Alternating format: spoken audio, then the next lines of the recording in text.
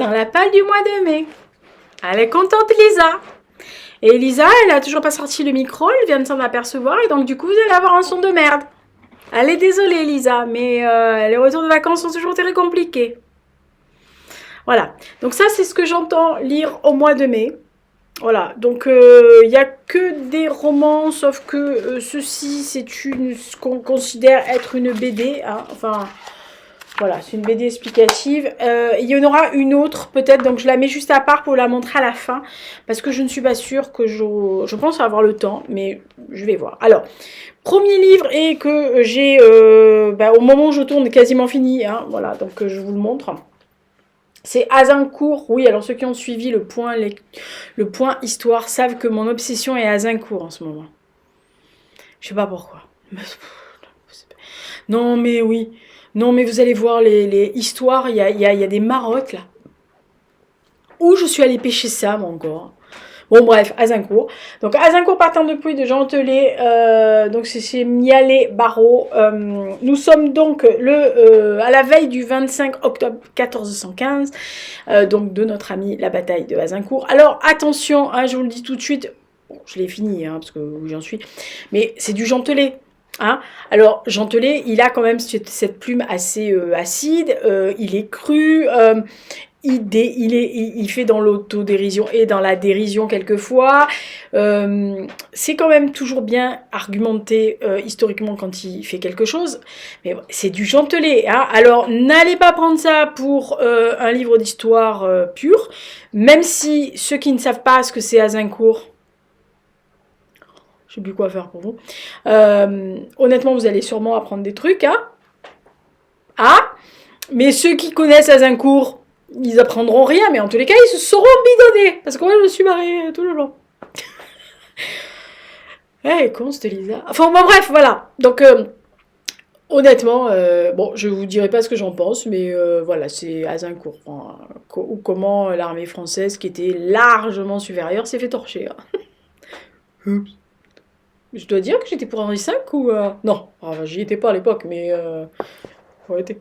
Je suis un peu fangirl, là. Ah bah oui.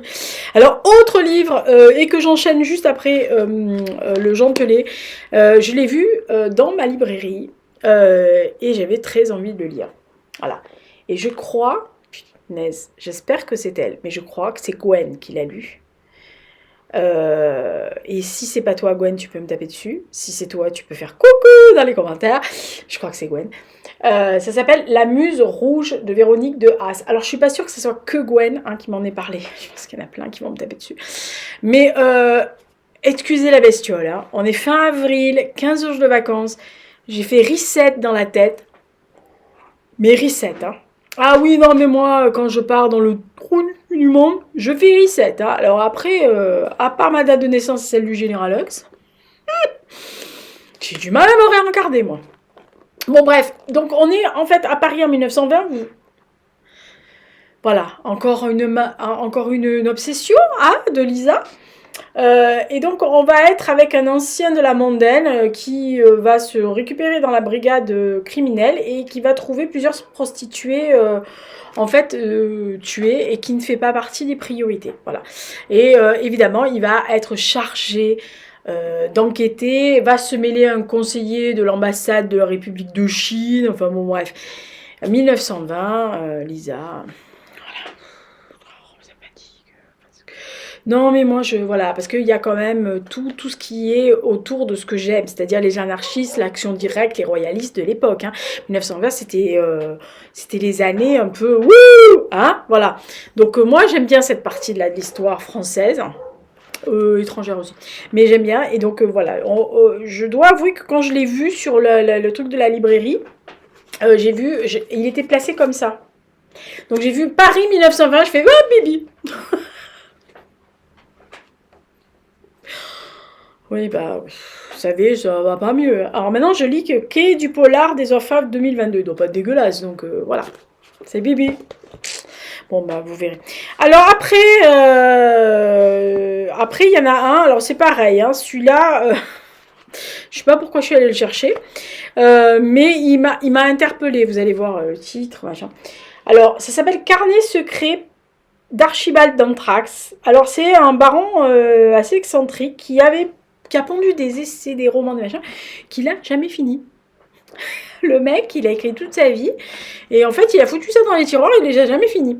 Et c'est le seul truc qu'il ait fini dans sa vie. Donc, en fait, un de ses amis, il a décidé de le récupérer. Alors, il a toujours vécu dans l'Allier, etc. Et c'est un digne successeur de Jules Renard, de Alphonse Allais, etc.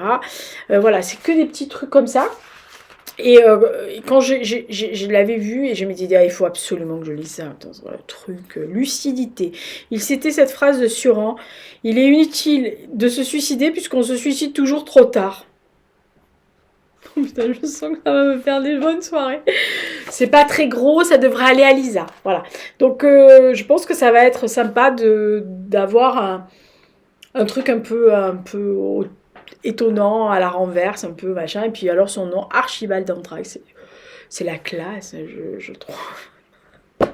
Voilà. Non, vous allez voir, on est bien parti. Hein, ce mois-ci, j'ai décidé de faire dans le... Voilà. Alors, autre... Oh, je vous dis, moi quand je pars, hein, voilà. Donc celui-là, je l'adore comme auteur, et donc du coup, je me suis dit, il faut que je le lise. Et quand j'ai lu le petit résumé, je me suis dit, faut le lire, vraiment. Donc c'est Dimitri Bornikov, donc Purgatoire. Ouais, je sais, on est bien parti là. Alors, en fait, c'est l'histoire du narrateur qui grandit entre deux ensorceleuses. Et il y a 3 pans de sa vie qui vont être rencontrés.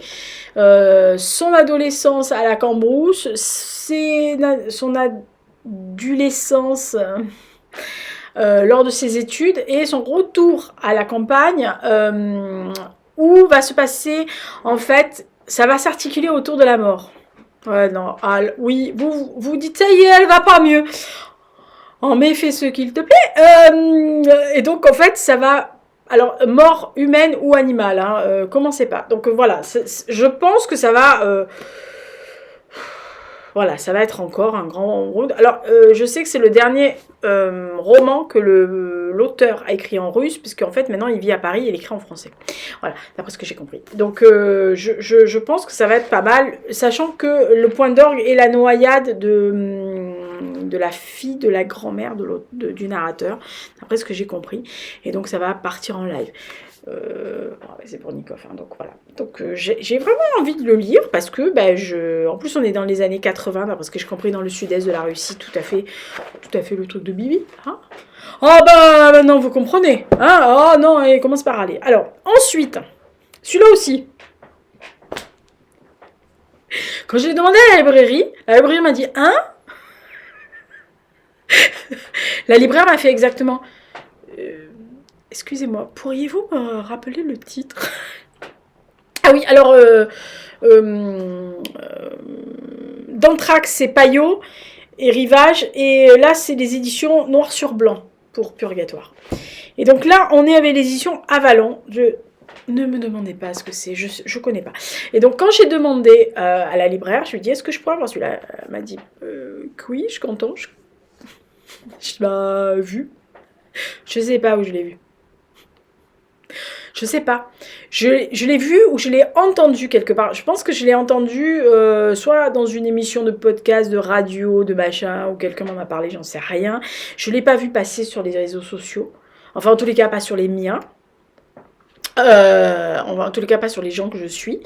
Mais j'ai été attirée parce que on va dire que c'est une espèce d'uchronie ou de dystopie, tout ce que vous voulez. Alors, on est en fait dans une dimension où il y a des planètes, machin, etc. Et dans le grenier de sa grand-mère, une petite fille va tomber sur le journal manuscrit, journal intime, etc. de son grand-oncle. Voilà. Alors, on est dans une espèce d'autres galaxies, si vous voulez, puisque c'est un genre de goulag, mais intersidéral, hein, le bagne. Et d'après ce que j'ai compris, l'auteur, donc ça s'appelle Matricule 49302, Donc c'est de Nathalie Legendre, je la cite, hein, puisqu'il faudrait quand même pas que j'oublie que c'est l'auteur, machin. Visiblement, elle a écrit une bonne dizaine, voire 15 romans avant, d'après ce que j'ai compris. Oui, je suis pas allée chercher, c'est vilaine Lisa. Mais Lisa, avant de le lire, elle ira chercher, parce que c'est ce qu'elle fait. Hein. Quand elle connaît pas les auteurs, elle va voir. Et donc elle va tomber sur ces coupures de journaux qui évoquent son grand-oncle. Alors d'après ce que j'ai compris, elle s'est inspirée pour le transposer dans une espèce de space opéra de l'affaire Selznick. Voilà. Alors vous imaginez bien que quand je pense que c'est ça qui m'a mis la puce à l'oreille, c'est qu'on m'a dit, c'est dans un futur lointain style un space opéra si tu veux, ou une dystopie, ou un roman d'anticipation très très éloigné, puisque voilà, mais elle s'est inspirée de Selznick. Et alors là, vous gagnez Bibi, hein. Ah non, oui, non, mais oui, voilà. Donc je ne sais pas ce que ça vaut, parce que je n'ai même pas regardé. Ma libraire m'a regardé en me disant, vous me direz si ça vous plaît, style la fille qui... Voilà. Donc je ne sais pas ce qu'elle a fait avant. Oh, ben je suis tombée pile poil sur ce qu'elle a écrit. Oh bien. Ouh, celui-là, il me plaît. La Vicky. Je sais même pas de quoi ça parle, le titre me plaît. Voilà. Non, mais t'arrives. Ouais. Voilà, donc ça sera celui, un de ceux que je vais lire. Alors, il reste 2 BD, je pense que je pourrais les lire, donc je vais vous montrer les deux. La première, c'est Le fantôme d'Odessa. Donc, c'est de Camille de Toledo et d'Alexander Pavlenko. C'est la trajectoire d'Isaac Babel qui en 1939 en fait va se retrouver je suis obligée de dire ça, bon bref, il est incarcéré dans la prison de Lubyanka. C'est un écrivain célèbre, etc. Bon, bref, vous imaginez. Et donc, on va le suivre tout le long. Il va écrire à sa fille pour le tenir informé de tout ce qui se passe. Et il va revenir sur sa vie. Donc c'est voilà, c'est une BD mais intelligente, ce que j'appelle une BD intelligente, c'est-à-dire qu'à la fin,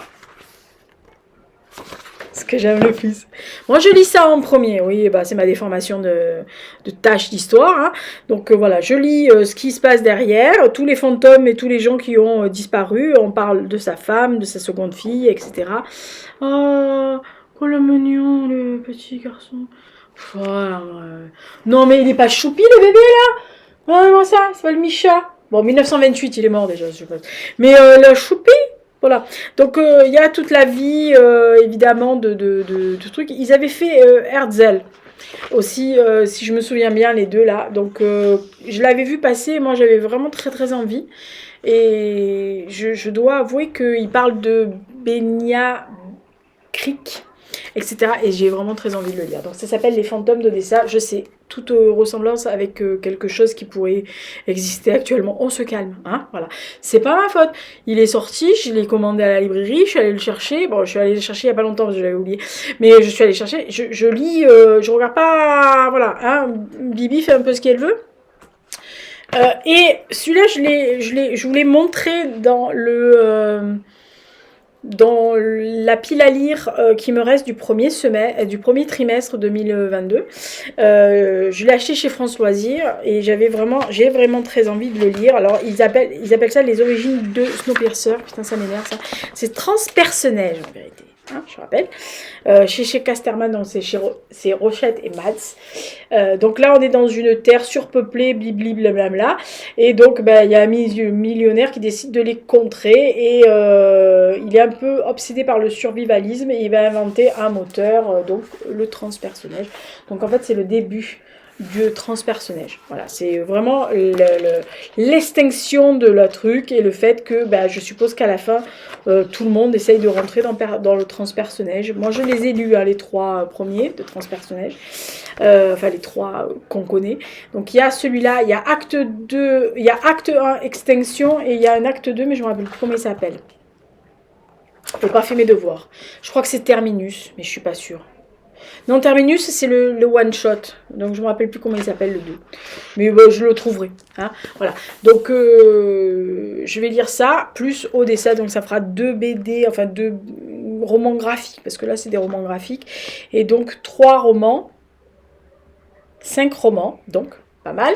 Et il y en a un autre, alors c'est pas vraiment un roman, c'est un roman, on va dire, de lifestyle, de vie, que je ne vais pas lire en entier, dans lequel je vais picorer. C'est une ancienne journaliste de KPFC que je suivais, donc c'est une chaîne de Houston au Texas, que je suivais depuis, pas ses débuts, mais depuis une bonne quinzaine d'années, que j'aime beaucoup, qui fait des vidéos sur la vie en général, la maquillage, fashion, enfin la mode, le yoga, les femmes de 50 ans, enfin en tous les cas elle a à peu près mon âge, je crois qu'elle a 2 ans de plus que moi, tout ce qui est rapport à la vie, au spiritisme, elle est très croyante, tout ce qui a rapport avec se sentir bien, se sentir une femme, se positionner, etc. Donc elle a écrit un bouquin qu'elle a écrit pendant le confinement et j'avais vraiment très envie de le lire. Quand elle en a annoncé, je l'avais euh, commandé parce que je voulais absolument le lire. Alors c'est en anglais, hein, je rappelle, mais ça ne me posera pas de problème. Donc c'est Dominique Sask, ou Chask, en fait on dit Sass en anglais. Donc c'est Life Makeover. Donc voilà, vous voyez le truc, c'est Embraceable, Beautiful and Blessed You. Donc en fait, elle explique ces trucs, entre guillemets, pour par exemple se redécouvrir, ne pas s'auto-saborder quand on est dans certaines situations.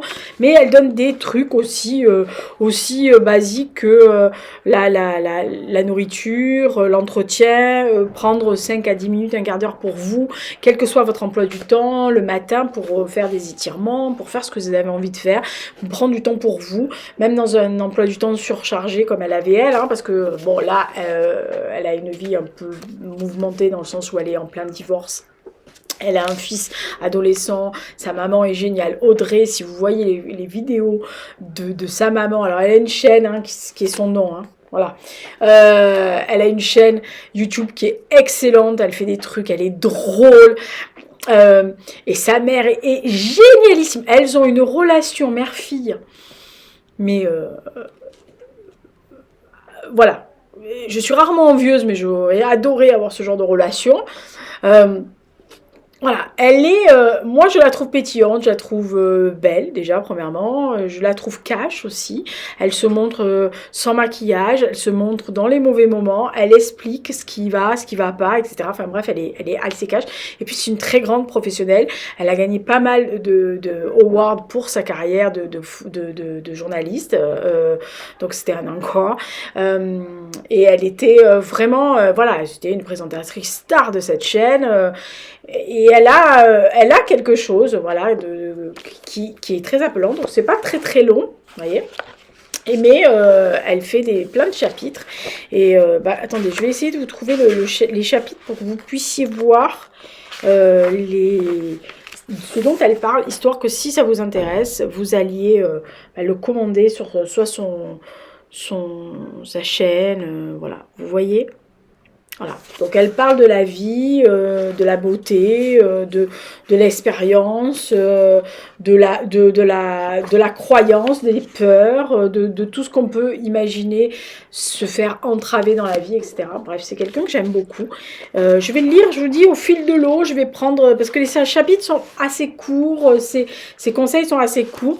Donc voilà, je vais le prendre au fil de l'eau et ça me fera peut-être 1 mois, peut-être 2 mois, peut-être 3, j'en sais rien. Dans tous les cas, il sera lu. Mais voilà, je voulais le notifier parce que c'est quelqu'un que j'aime beaucoup. Voilà, tout ça, c'est la pile à lire de mai.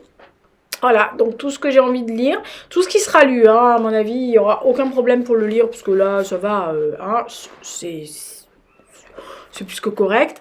Ça fait quoi, 5 romans, 2 romans graphiques et un livre de lifestyle en anglais, donc je pense que c'est bien.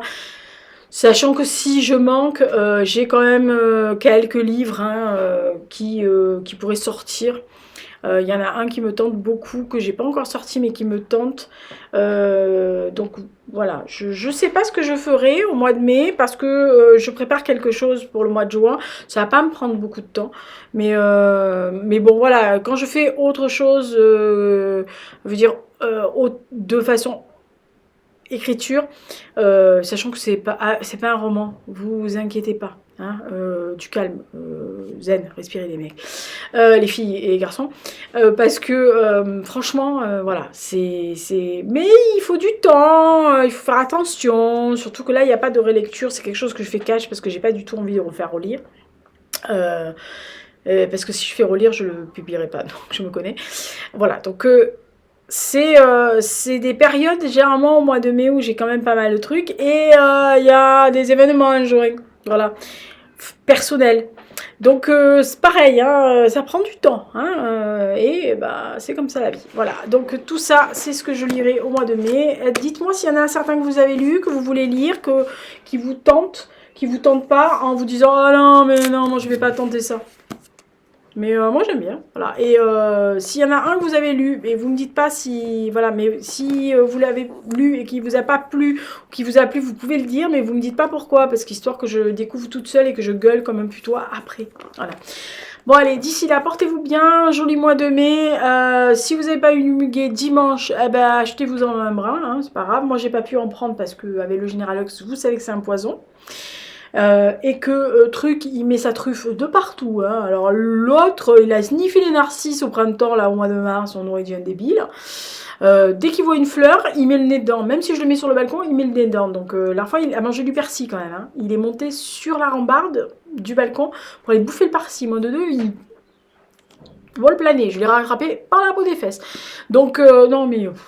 Voilà, donc pas de muguet pour moi, virtuel, donc j'essayerai de vous en poster un brin, parce que là je tourne juste avant le 1er mai, j'essayerai de vous en poster un brin sur Insta et sur peut-être YouTube, parce que je crois que je peux mettre une photo sur un truc dans les dialogues là, histoire que vous ayez du muguet si personne vous en offre. Enfin moi personne m'en offre, j'en mets un, donc voilà, je suis tranquille parce qu'ils savent très bien que j'ai un chat, ils m'en offrent pas. Puis en plus, ça me donne mal à la tête dans la maison. Le muguet, c'est trop fort. Vous voyez, les lys, le muguet, là, tout. C'est les lys, là. Wow! Et puis alors, la jacinthe, j'adore. C'est beau, une jacinthe. Mais moi, ça me fait tourner l'œil, hein, personnellement. Là, j'ai les marronniers qui sont en fleurs, qui sont en train de me faire mourir sur pied. Donc, voilà. Allez, d'ici là, portez-vous bien, faites attention. Et puis, je retourne à mon jantelet parce que je l'ai presque fini et je veux le finir. Et puis... Qu'est-ce qu'ils sont cons, ces Français, ça me passe. Vive le roi. Oh là, oh là. Ah bah, je suis à un mois du jubilé de la reine, hein, donc je suis dans un état d'excitation. J'ai reçu des merveilles envoyées par mes potes. Je les aime, mais je les aime d'une force, c'est inimaginable.